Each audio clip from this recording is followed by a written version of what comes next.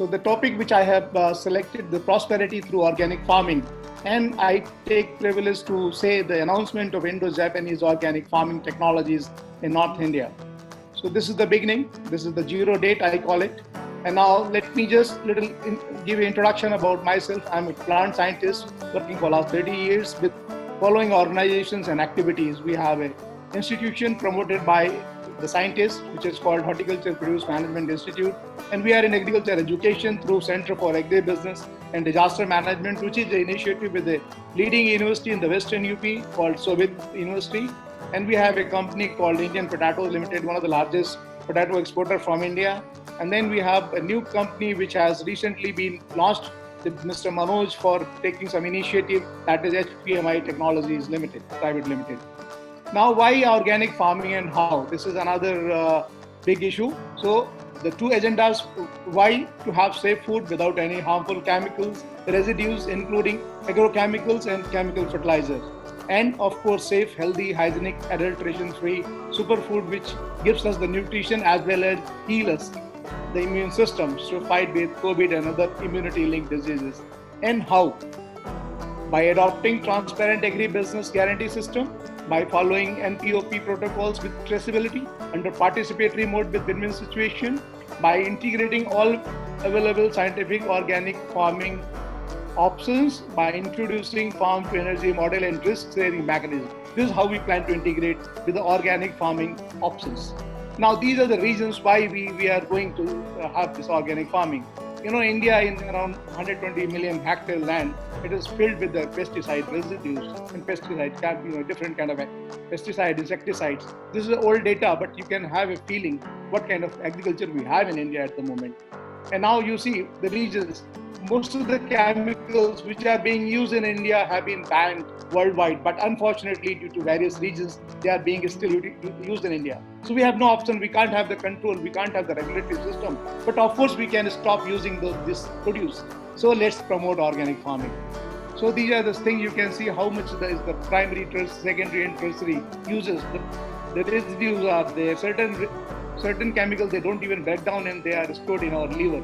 And ultimately at the end of the last phase of life, 60, 70 years, we discover various kind of chronic diseases, cancer and so many ulcers and other problems which are linked with the toxic elements deposited in our body. So, this is one of the examples, organophosphates used in India in wheat and rice, and it is a very, very dangerous chemical. Another is the, Bhopal disasters. A lot of chemicals were sprayed and contaminated the whole atmosphere, and the consequences are still available. Similarly, another, DDT, which is banned, but is still being used in India. This Indosulfan, this tragedy in Kerala, while spraying by aerial spray, what kind of situation we have. These are the consequences of the present ongoing chemical practices or chemical agriculture. Monocrotophos, people, they dip the cauliflower in before bringing it to the market to give it a whiteness. So a lot of bad practices are happening. In Bihar, it was contaminated, the food was contaminated, and how many children died. So a lot of noise is there, but still there's no solution. So the solution which is coming through a joint initiative with Japan, with other participants who are promoting organic farming, is the only solution. The malathion is a deadly chemical. So is there a solution? Yes. Let us adopt organic farming. Let's have no synthetic fertilizer, no pesticide, no growth hormones, no chemical preservatives, no coloring agents. Let's give a beautiful, healthy and livable world to the next generation with food security and food safety. So let's have happy, beginning. We grow with happiness, sell with happiness, and to make world happy. This is the mission which we are taking with today's zero date. So now, this is the organic standard, it's a 0.001 ppm. Initially, the European companies, they were talking about the permissible limit because they didn't have the sophisticated equipment to measure the traceability. Now they have gone to the more further details, and now they have fixed the traceable limits. It is depending upon the equipment, so which is very, very high. In India, we have more than 1,000 ppm available, which is very, very dangerous. And most of the time, we get the rejects from the European market and US market. Now, coming back to the organic farming status in India, we have NPOP and PGS. We have around 22 lakhs 50,000 hectare area under NPOP. and we have 3,50,000 farmers. And recently, Government of India has promoted PGS, the Participatory Guarantee System, where you don't need third-party certification. Even then, we have 7,50,000 hectare area, and 11,50,000 farmers are there. This is a authenticating kind of a protocol which is to be uploaded with the Ministry of Agriculture. So a lot of people are coming forward. So these are the present status, and you see the exports, which is because it was affected because of COVID-19, but still you see the export in last month, July, it increased in balance. It is rather more than the previous year. So things are there, opportunities are there, potential is there. We need to exploit it. Now this organic farming is not new in India. It is being practiced for last couple of hundred centuries. But the existing organic farmings which are in practice in India are biodynamic farming, Panchagabya farming, Rishi Krishi, Homa organic farming, Kachukyo farming, natural farming, and now we are introducing Japanese Blof organic farming model. And now we have in India, we call it Jaivik Kheti or Paramparagat Kheti, the traditional agriculture, where we put all the combinations of all the available protocol, because ultimate aim is to have the more yield, safe food, healthy food. So we have no problem in selecting any good practice being adopted, being advocated under any of the organic farming model. Every farming model has exclusive advantages. I will not go in detail because it will take a lot of time, but I will give you one example of Homa organic farming. This data is from Peru. And you see the yield is almost double in papaya under organic farming. And it is just a 2 minutes process in the morning at the time of sunrise and the sunset. It increases yield, it decreases the harmful insects, and improve the cosmic energy integration with the different processes, and increase the yield as well as the quality of the food and the appearance of the food. And this is the mantra, which is a separate protocol, which I will explain sometimes when we have a full session on organic farming. But here just I want to give the mention because I practice it, I advocate it, and it is very close to my heart, this Homa farming. This is, you see in tomato, the same kind of result, beautiful shelf-life and appearance and wonderful yield. So I'm just giving you 2 examples just to give one options out of these all options. Now I will give you one model which we have implemented in Haridwar. We are working on it. This I want to tell you because we are going to integrate in the same manner. We are going to develop clusters in all agro-climatic zone. So this model I'm just going to present. It has last for 2 years. I have been implementing. This everybody knows about Haridwar. I will not discuss now. In India, this Indian organic agriculture was always been cow-based. Cow was in the center of Indian agriculture. You see, 1700, 1800, like 2018. The problem, what it started in 17th century when Britishers came to India.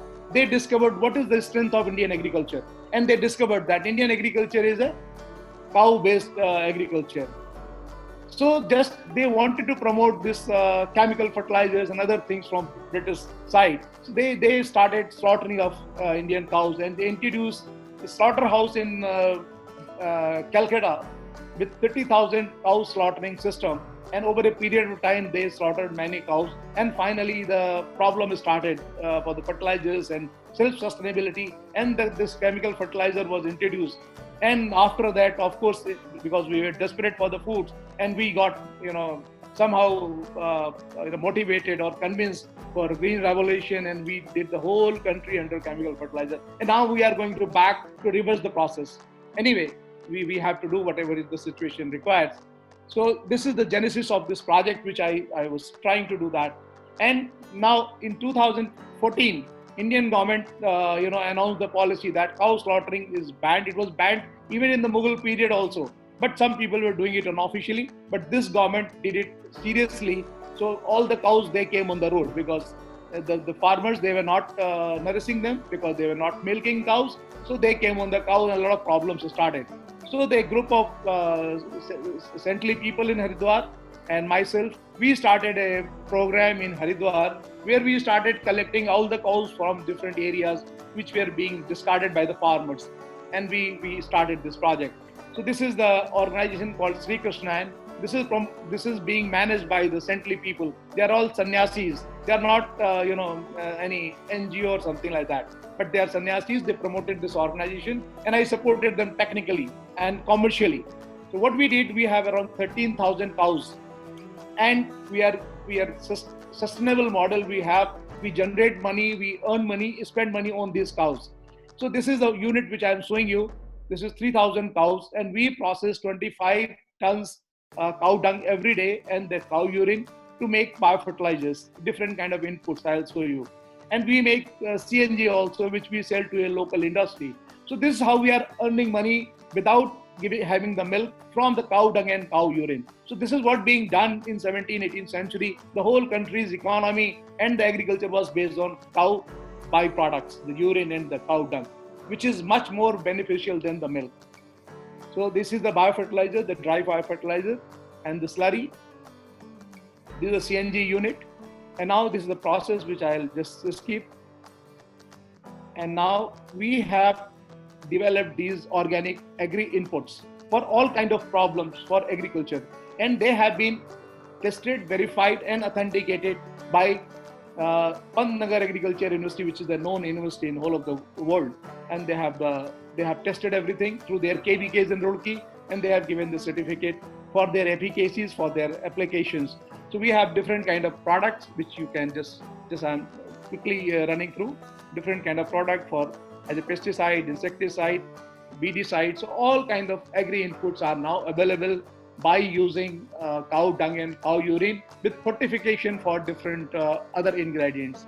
It's as per the technical applications, and they are approved as organic farming input by National Organic Board. So it's all authenticated, documented, and ready for farmers' applications, and they are being sold also to some of the clusters which we have adopted.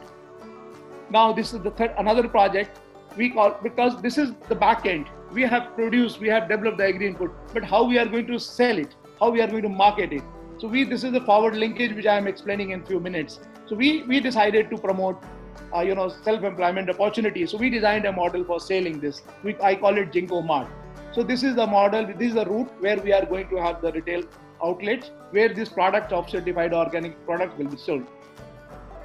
This is the value chain. You know how many people are in the middle as a middleman, but our value chain is straight from farmer to consumer. We call it farm to fork. And now I have started calling it farm to energy, because I am integrating energy also, which comes from food as well as from the waste. Now this is the model which we are using. Here we have the farmer interest groups, which we bring them to producer company. Here the value additions center, which we can create, which I propose to develop it with the Japanese organic farming system. And this value addition will buy the raw material and process it, do the minimal processing, primary processing, secondary processing, and the lower you see the market channels, whether it is for the distant marketing, for the institutional sales, or for the retail. Now, how we are going to retail, I will just brief you. This is the ecosystem which is going to work there. So we will have block level functionality. Every block we will have one farmer producer company having 5,000 farmers, and we will have farmers integrated with. So this is the whole ecosystem. Now this is the agenda we have. How to increase the income, how to increase their balance sheet. So we have three models: increase the income of farmers through productivity enhancement by using different kind of technologies, low input, high productivity, and promoting precision farming, nutrition farming, digital farming, organic farming. This is the one model. And then increasing the income to farmers through additional income option. Maybe somebody is capable of doing goat farming, beekeeping, cow dairy, whatever. So we will give them additional income option. And the third option is to give them the livelihood option by developing some enterprise for them in support with our organization. So these are the threefold program for empowering the farmers and agripreneurs of India we are targeting. This is the proposed ecosystem, you can see. And now I'll just skip it. I will show you some models which we have developed and designed. These are the stationary model. Then we have, this is for the home delivery, to carrying the product to deliver to the consumers. Then these are the product to be sold. And then these are the different kind of outfits. They are all battery operated, GPS mounted, and technology enabled vehicles for delivery, for selling, as a self-employment option for the people. This is a fruits and vegetable vending cart. And these are the various other options which we have. We can integrate for even cooked food dispensing and processed food dispensing. These are the pre-cooled vehicles and the vans where we can have the frozen fruits and vegetables. We have a unit in Bhajpur, in Rudrapur, in Uttarakhand, where we are processing frozen fruits and vegetables. These are for the smaller version of self-employment. Maybe in 50,000 rupees, somebody can sell the product and have their livelihood through self-employment. These are for the milk, which we plan to have the fresh milk, A2 milk, which we call it. Now we extend the invitation to the farmers to be our partner and ensure, sorry, there is a mistake, NAD, please read it and ensure your prosperity. So we will integrate technology, we will integrate training, we will integrate financial intervention, but we need to have your intent and content, of course, land. So the people having 2.5 acres land are invited to be the part of our program, and they'll be supported, they'll be given handholding for 3 years for developing this model farm under the Blof technology. So this is my commitment with the people through our organizations. So we already have identified people who are ready to come forward to set up these model farms. And because we are also having the market channels, as well as Japanese group is also having the market channels, so marketing will not be a problem. And we have integrated state agriculture universities also, like Professor Mittal is there. I have negotiated with Rajasthan also, Chandrasekhar Azad University also, Faizabad also. So we have 4 universities in our fold to support us, to guide us, to extend their cooperation to us. So this is going to be a successful program. Technology partner, marketing partner, and innovation from Japan, and the high-tech technology, the precision farming protocols from Japan will really make it a success. So now these are the farmers' benefits, which you can see. That they will have the one-stop solution from us, right from concept till the market access. And these are the benefit to the agripreneurs. Again, hand-holding, getting them the money from the bank, giving them the supply chain, and helping them in getting their livelihood. And of course, the promoter, the investors, because we are having transparency, the transparent agri-business. So everybody will be benefited. Anybody can know what is happening in the whole of the value chain. The whole value chain and supply chain are transparent and integrated. So this is going to be a new innovative concept. For the first time, probably we'll be introducing the participatory mode and risk-sharing mechanism with transparency in the supply chain and value chain. So thank you, and in principle consent from my agreed farmers who are ready to come forward to adopt the Blof organic farming. Thank you very much.